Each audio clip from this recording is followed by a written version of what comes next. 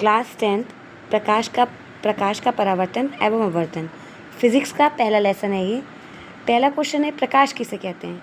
प्रकाश का मतलब वह ऊर्जा जिसके द्वारा हम वस्तुओं को देख सकते हैं, उसे हम क्या कहते हैं? प्रकाश कहते हैं। प्रकाश का मतलब, इसका मतलब क्या हुआ कि किसी भी वस्तु को देखने के लिए हमें किसकी आवश्यकता होती है? प्रकाश की आवश्यकता होती है। यानी कि जिस वस्तु पर भी प्रकाश पड़ता है वो ही वस्तु हमें सिर्फ दिखती है। समझते हैं प्रकाश के गुण। प्रकाश का पहला गुण है, प्रकाश हमेशा सीधी रेखा में चलते हैं। प्रकाश विद्युत चुंबकीय तरंगे हैं। ठीक, यानी कि विद्युत चुंबकीय तरंगे ये इलेक्ट्रोमैग्नेटिक वेव्स हैं, यानी जिगजैग करके चलती हैं। अब आगे समझते हैं तीसरा पॉइंट। निर्वात में प्रकाश की चाल 3 × 10⁸ मीटर पर सेकेंड होती है।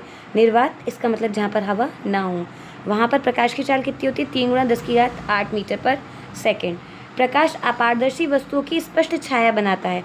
मतलब जो वस्तुएं देखी जा सकती हैं उनमें जो अपारदर्शी होती है, जिनके आर पार नहीं देखा जा सकता, उनका प्रतिबिंब यानी कि उनकी छाया बनाता है। जैसे कि हम लोग जब धूप में चलते हैं तो हमारी छाया बनती है, वैसे।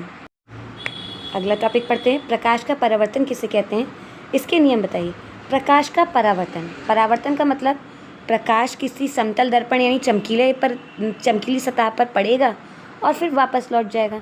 इसे क्या कहा गया? प्रकाश का परावर्तन। जब कोई प्रकाश की किरण किसी चमकीले या पॉलिश की हुई सतह से टकराकर उसी माध्यम में वापस लौट जाती है तो इस घटना को प्रकाश का परावर्तन कहते हैं।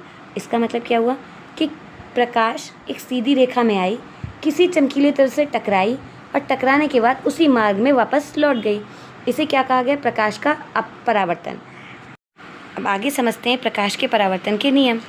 आपतन कोण, परावर्तन कोण हमेशा बराबर होते हैं। आपतित किरण दर्पण का आपतन बिंदु पर अभिलंब और परावर्तित किरण ये तीनों भी एक ही तल में स्थित होते हैं। अब इसे हम चित्र द्वारा समझ सकते हैं कि परावर्तन क्या होता है, आपतन कोण क्या होता है, आपतित किरण, आपतन बिंदु या अभिलंब क्या होता है। चलिए देखते हैं। ये देखिए, अब आगे देखते हैं, इस चित्र में देखते हैं। ये एक दर्पण है, समतल दर्पण, प्लेन मिरर लिखा है ना, उसे हिंदी में कहते हैं समतल दर्पण। इसके एक तरफ पॉलिश है और जहाँ ये किरण आ रही ना, इंसिडेंट रे यानी आपतित किरण, और ये जा रही है रिफ्लेक्टेड रेज, इसे कहते हैं परावर्तित किरण। और ये ना इंसिडेंट एंगल ऑफ इंसिडेंट लिखा है ना, इंसिडेंस, इसे कहते हैं आपतन कोण, और एंगल ऑफ रिफ्लेक्शन यानी परावर्तन कोण। ठीक, तो क्या हुआ कि चिकने समतल तल पर यानी दर्पण पर एक किरण आई, प्रकाश की किरण, जिसे कहा हमने आपतित किरण, और वो उसी एंगल से परावर्तित हो गई यानी वापस लौट गई, तो इसे हमने कहा परावर्तित किरण। और जो आपतित किरण ने अभिलंब, ये जो बीच में डंडा है ना, इसे कहते हैं अभिलंब। ये डॉट डॉट करके जो बनाया है इसे कहते हैं अभिलंब। आपतित किरण और अभिलंब यानी इंसिडेंट रे और अभिलंब ने मिलकर क्या बनाया? आपतन कोण।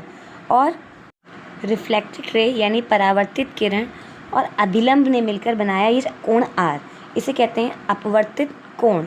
ठीक, तो जो हमारा रूल था वो क्या कह रहा था कि आपतित किरण, परावर्तित किरण और अभिलंब तीनों एक ही तल में स्थित होते हैं। और दूसरा क्या कह रहा था? कह रहा था कि कोण आई कोण आर के बराबर होता है, यानी आपतन कोण परावर्तन कोण के बराबर होता है। अब हम आपतित किरण परावर्तन किरण की थ्योरी भी समझ लेंगे।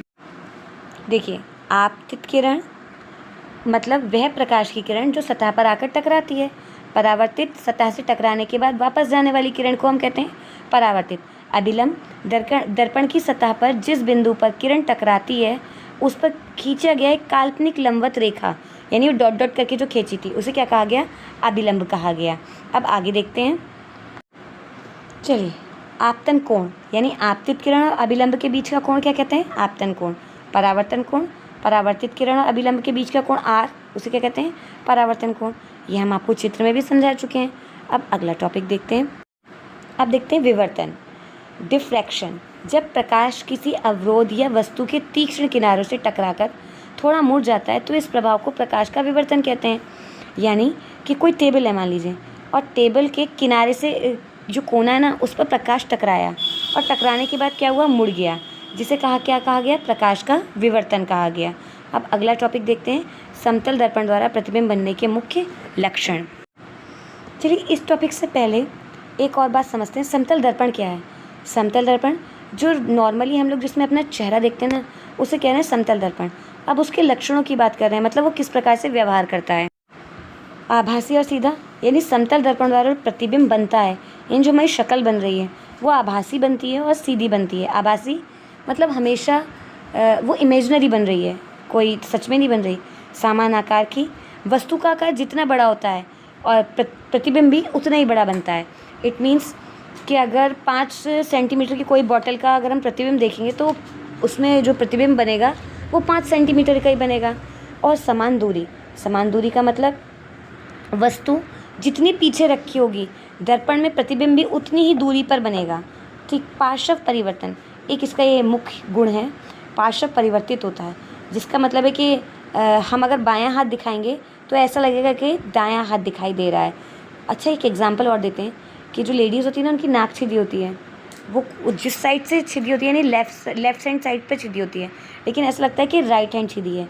और जो मांग होती है ना, मांग वो भी उल्टी नज़र आती है, ऐसा लगता है लेफ़्ट नहीं राइट निकाली गई है मांग। ठीक है, अगला और लास्ट टॉपिक पढ़ते हैं आज का। यदि किसी व्यक्ति को दर्पण में अपना पूरा प्रतिबिंब देखना है तो दर्पण की न्यूनतम लंबाई कितनी होनी चाहिए? तो यदि व्यक्ति को अपना पूरा प्रतिबिंब देखना है दर्पण में तो कम से कम उसकी कुल ऊंचाई की आधी होनी चाहिए। यानी कि अगर कोई 5 फुट का इंसान है तो कम से कम 2.5 फुट का हमारा दर्पण होना चाहिए। तो देखिए, दर्पण की ऊंचाई बराबर 1/2 व्यक्ति की ऊंचाई।